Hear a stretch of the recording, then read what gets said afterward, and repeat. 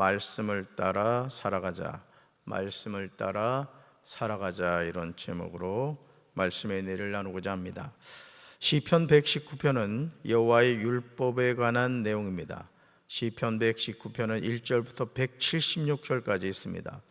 예배 시간에 본문을 다 읽기가 쉽지 않습니다. 지금 성경을 다 읽었더니 49분이 되었습니다. 그럼에도 하나님은 말씀을 통해 우리에게 소중한 진리를 전해 주십니다. 우리는 매일 말씀을 사모하며 살아야 할 줄로 믿습니다. 시편 119편에는 84절, 90절, 122절, 132절을 제외하고 각각 구절마다 율법이라는 의미를 가진 낱말이 단어가 등장합니다. 여기서 여호와의 법인 토라트를 모세오경으로 부릅니다. 그러므로 모세오경으로 대변되는 하나님의 법을 행하는 자, 그가 길에 완전한 자가 될 수 있고 그러한 자만이 진정 행복한 자라고 시편 기자는 말하고 있습니다. 시편 119편 1절에서 시편 기자는 고백합니다. 우리는 이 말씀에 순종해야 될 줄로 믿습니다. 우리 1절입니다. 행위가 온전하여 여호와의 율법을 따라 행하는 자들은 복이 있으며. 아멘. 사랑하는 성도 여러분, 행위가 온전하다는 것은 그런 행위를 하는 분명한 기준이 있다는 겁니다. 그런데 이어지는 내용을 보시면 그 기준이 무엇인지가 나옵니다. 뭐라고 나오죠? 여호와의 율법을 따라 행하는 자들이라고 나옵니다. 다시 말해서 여호와의 율법을 따라 행함으로 행위가 온전한 사람은 뭐가 있다? 복이 있다라는 뜻입니다. 시편 119편에서 율법이라는 의미를 가진 단어가 나오는데 원어상 9개입니다. 9개. 이들의 의미가 서로 밀접하게 연관되어 있어 엄격한 구별을 짓는 데는 다소 어려움이 따르지만 그 의미상 차이를 살펴보면 다음과 같습니다. 이거 시험에 나오니까 정신 바짝 차리고 들으셔야 돼요. 아시겠죠? 첫 번째가 뭐예요? 율법 토라입니다. 이 율법 토라는 광의적인 의미에서의 하나님의 법도입니다. 그러니까 율법 하면은 하나님의 법도 이렇게 보면 되는 거죠. 그 다음 나오는 게 뭐냐면 증거, 이 히브리어로는 에다입니다. 에다. 증거는 에다인데 하나님이 친히 선포하시고 확증하신다는 측면을 강조합니다. 그 다음에 판단, 규례가 이 미시파트입니다. 미시파트. 이것은 법정적, 선고적 측면을 강조합니다. 그 다음 나오는 것이 율례인데요. 이건 호크예요. 호크. 하나님이 제정하신 입법이라는 측면을 강조합니다. 그 다음에 이제 말씀인데요. 다바르예요. 다바르. 하나님이 직접 하신 말씀임을 강조합니다. 그 다음 법도인데요. 피쿠드예요. 피쿠드. 인간 행동에 대한 규제와 측면을 강조합니다. 그 다음 계명, 미츠와예요. 미츠와. 이것은 준수해야 할 책임성을 강조합니다. 그 다음에요. 약속, 이무라입니다. 이무라. 약속, 말씀 등 여러 의미로 사용합니다. 마지막으로 길, 데레크. 이것은 행동 영역을 강조합니다. 자, 이렇게 몇 가지라고요?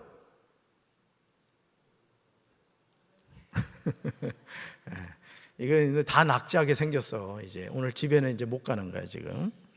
사랑하는 성도 여러분, 하나님이 인생에게 주신 최고의 선물이 무엇입니까? 그것은 하나님의 말씀인 줄로 믿습니다. 하나님의 말씀은 나란 존재가 어떻게 시작됐는지, 내가 왜 이 세상에 태어났고 내가 무엇을 위해서 살아야 하는지 가감없이 알려줍니다.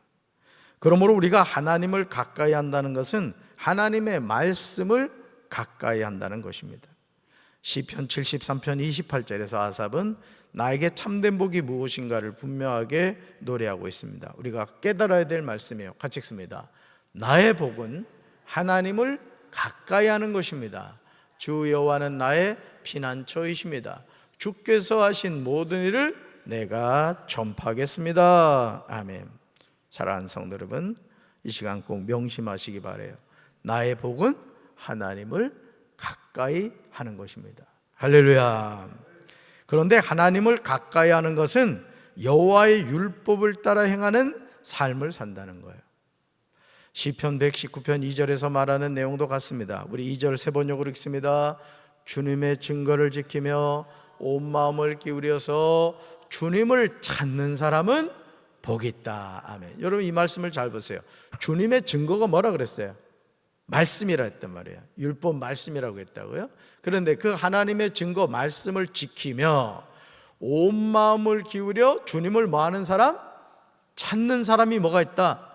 복이 있다라는 게 복이 있다. 하나님의 자녀는 자신의 지식이나 자신의 경험을 의지하여 살지 않습니다. 여호와의 증거들을 알고 그 증거들을 지킵니다. 전심으로 여호와를 구합니다.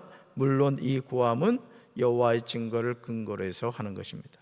이런 분명한 삶의 기준인 여호와의 증거들이 있기에 3절 보실까요? 여러분 3절 보세요. 그들은 결코 잘못된 일들을 하지 않으며 그들은 주의 길을 따라 걷습니다. 하나님의 자녀는 불의를 행하지 않아요. 주의 도를 행합니다. 우리가 하나님의 자녀로 산다는 것은 다른 것이 아닙니다. 하나님이 주신 말씀을 지키면서 살아가는 것입니다. 이스라엘 백성이 출애굽하여 시내산에 도착했을 때 하나님은 모세를 산으로 불러서 그들에게 십계명을 주시죠. 왜냐하면 이제 하나님이 약속하신 가나안 땅에 들어가면 하나님의 백성으로 살아가야 하기 때문에 그렇죠. 여러분 우리는 대한민국의 법의 지배를 받죠. 근데 우리가 미국을 가면 미국 법의 지배를 받는 거예요. 그러니까 여러분 우리가 하나님의 자녀로 살아가기 위해서는 뭐가 있다? 기준이 있다. 지켜야 될 것이 있다. 그것이 뭐라고요? 십계명, 하나님의 약속, 말씀이라는 것이죠. 그러므로 시편 119편 4절을 주목해 보시기 바랍니다. 4절 우리 세 번역으로 읽습니다. 주님께서는 우리에게 주님의 법도를 주시고 성실하게 지키라고 명령하셨습니다. 아멘. 사랑하는 성도 여러분, 하나님을 사랑하십니까? 아니 진실로 하나님을 사랑하면서 살기를 원하십니까? 그렇다면 하나님의 자녀답게 사시기를 주님의 이름으로 축원합니다. 그 방법이 하나님이 우리에게 주신 법도를 잘 지키는 거예요. 이것은 하나님의 명령입니다. 여러분 우리가 하나님의 말씀, 여러분 십계명은 지켜도 되고 안 지켜도 되는 게 아니에요. 그 계명을 지키는 자는 하나님의 복을 받고 그 계명을 지키지 않는 자에게는 하나님의 심판이 있다 분명히 나오죠. 그러므로 이제 우리는 하나님의 말씀을 통하여 내 길을 굳게 정해야 됩니다. 주의 율법을 지켜야 됩니다.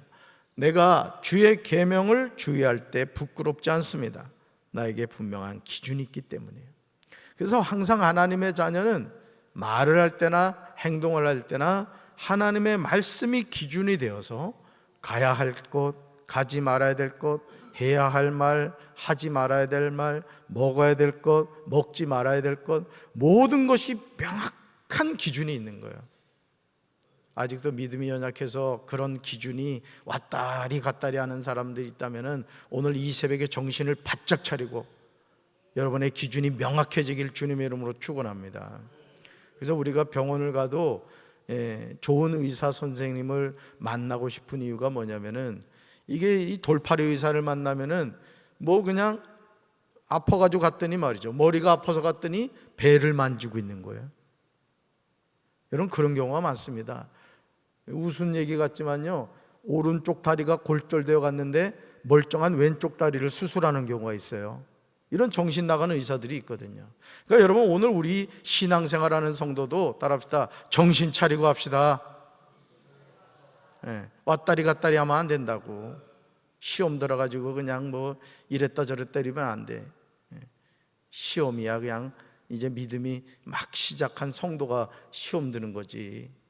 중직자 정도 되면 최소한 그래도 교회에서 권사 정도 되면 정신을 바짝 차리고 기준이 명확해야 되는 거예요. 할렐루야. 그렇기 때문에 여러분 나에게 분명한 기준이 있습니다. 그래서 내가 주의 의로운 판단을 배울 때 정직한 마음으로 주께 감사하게 됩니다. 내가 주의 율례들을 지킬 때 하나님은 나를 아주 버리지 않으시죠. 시편 119편 9절에서 시편 기자는 질문하고 대답해요. 이 말씀은 청년을 향한 것이 아닙니다. 하나님의 자녀라면 누구나 이 질문을 하고 대답해야 합니다. 인생을 깨끗하게 살아가는 길은요, 이 길 외에 없어요. 말씀 같이 읽습니다. 젊은이가 어떻게 해야 그 인생을 깨끗하게 살 수 있겠습니까? 주님의 말씀을 지키는 길, 그 길뿐입니다. 아멘. 주의 말씀은 내 발의 등이요 내 길에 빛이 되는 줄로 믿습니다. 내 발에 등불이 되는 하나님의 말씀이 있다면 우리가 넘어지겠습니까? 내 길에 빛이 되시는 하나님의 말씀이 있는데 우리가 악인의 길을 따르며 죄인의 길에 서고 오만한 자의 자리에 앉겠습니까? 여러분, 이 부동산이 그냥 저기 할 때 주변에서 그런 사람들이 있었을 거예요. 이거 꼭 사라고, 이거 사놓으면은 떼돈 번다고 이런 이야기를 했을 거예요. 지금 여러분 판교라든가 이렇게 하여간 건물을 지어놨는데 보니까 완전히 공실이에요, 공실. 근데 이제 문제는 그거더만요. 그런 거를 분양을 받아 놓으면은 저기를 내야 되더만 계속. 그러니 건물은 있는데 분양은 나가지는 않고 세는 나가지 않고 매달 돈이 나가는 거예요. 매달 먹고 살기도 바빠 죽겠는데 여러분, 그러니까 이게 아주 혹덩어리가 되는 거죠. 여러분, 오늘 우리가 하나님의 자녀로 살아갈 때 탐심은 우상숭배라는 사실을 믿으시기 바라요. 우리가 하나님의 은혜 가운데 살아가는 거예요. 욕심이 지나치면 그것이 결국 우리를 넘어지게 하는 경우가 많습니다. 그래서 하나님의 말씀이 있으면 우리가 악인의 길을 따르거나 죄인의 길에 서거나 오만한 자의 자리에 앉지 않는다는 거예요. 그러므로 우리가 넘어지지 않고 살려면 살아계신 하나님께 매일 매순간 기도하며 살아야 돼요. 어떻게 해요? 18절 같이 읽습니다. 내 눈을 열어서 주의 율법에서 놀라운 것을 보게 하소서. 아멘. 이게 영의 눈이 열려야 되는 거예요. 보세요. 내 눈을 열어서 주의 율법에서 놀라운 것을 보게 하소서. 여러분, 오늘 시편 기자가 말하는 이 눈의 열림, 영적인 눈이 열림으로 뭐를 보게 해달라는 거예요? 기적이 일어나고 어떻게 하면 로또를 살 수 있고 어떻게 하면 돈을 벌 수 있고 이게 아니잖아요. 주의 율법에서 놀라운 것을 보게 하소서. 저는 오늘 이 새벽에 나오신 여러분들에게 이 은혜가 함께하길 주님의 이름으로 축원합니다. 하나님의 말씀을 펼쳤을 때 그 말씀이 깨달아지시길 바라요. 말씀이 믿어져야 되는 거예요. 오늘 우리가 신앙생활하면서 제일 불행이 뭔지 아십니까? 하나님의 말씀이 믿어지질 않는 거예요. 여러분, 하나님은 지금도 살아계신 줄로 믿습니다. 하나님은 말씀대로 역사하시는 줄로 믿습니다. 우리가 마음으로 믿어 의에 이르고 입으로 신하여 구원에 이르게 되는 줄로 믿습니다.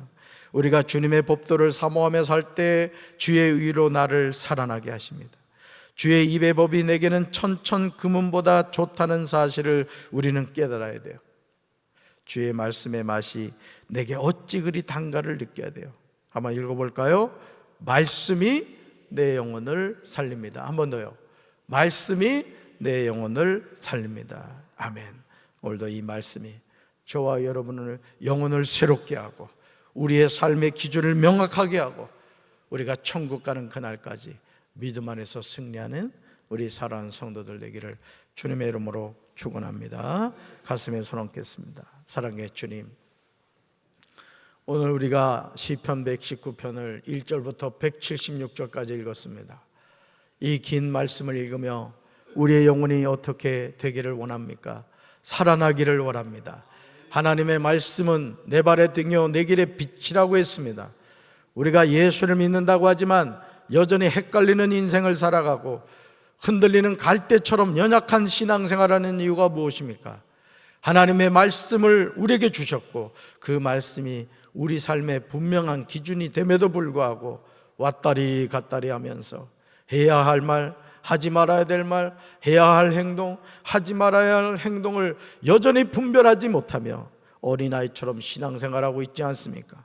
이제는 하나님의 말씀이 내 삶의 기준이 되어 이 육신의 장막을 벗는 그날까지 표대를 향하여 그리스도 예수 안에서 부르시는 부름의 상을 향하여 달려가게 하옵소서. 하나님의 말씀을 붙잡고 승리하는 삶을 살게 하옵소서. 예수님의 이름으로 간절히 기도합니다. 아멘.